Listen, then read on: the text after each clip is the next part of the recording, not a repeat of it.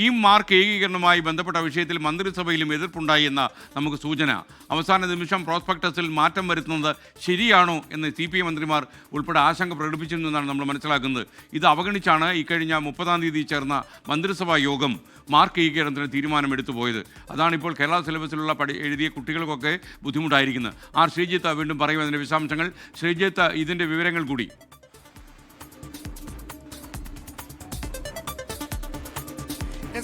June 30-ന് ചേർന്ന മന്ത്രിസഭാ യോഗമാണ് കീം പരീക്ഷയിലെ മാർക്ക് സമീകരണ പ്രക്രിയയിൽ മാറ്റം വരുത്താനുള്ള നിർണായകമായ തീരുമാനമെടുത്തത്.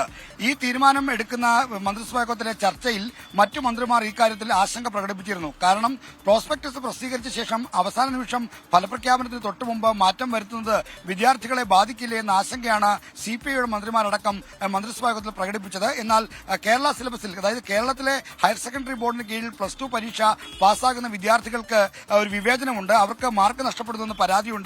തിരുവനന്തപുരം ജില്ലയിലെ പഴയകുന്നുമ്മൽ പഞ്ചായത്ത് അടക്കം ഈ കാര്യത്തിൽ പ്രമേയം പാസാക്കി സർക്കാരിനോട് ആവശ്യം ഉന്നയിച്ചിട്ടുണ്ട്.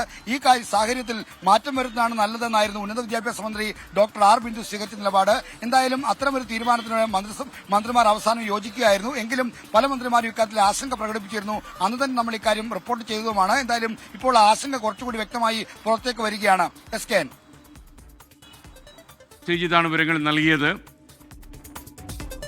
എന്തായാലും ഈ സ്റ്റേറ്റ് സിലബസിൽ പഠിച്ച കുട്ടികൾക്ക് കുറേ പ്രശ്നം ഉണ്ടായിട്ടുണ്ട്. അതെങ്ങനെ അഡ്രസ്സ് ചെയ്യും എന്നുള്ള കാര്യം നമുക്ക് അറിയില്ല, ഇപ്പോഴും നമുക്ക് മനസ്സിലാക്കാൻ കഴിയുന്നില്ല. എന്തായാലും ഇതിനെക്കുറിച്ച് ആഴത്തിൽ നമ്മളും പഠിക്കുകയാണ്, സർക്കാരും പഠിക്കുന്നുണ്ട്. കാരണം ഏറ്റവും കാഷ്വാലിറ്റി കുറയ്ക്കാനായിരിക്കും സർക്കാരിൻ്റെ ശ്രമം എന്ന് ഞാൻ മനസ്സിലാക്കുന്നു.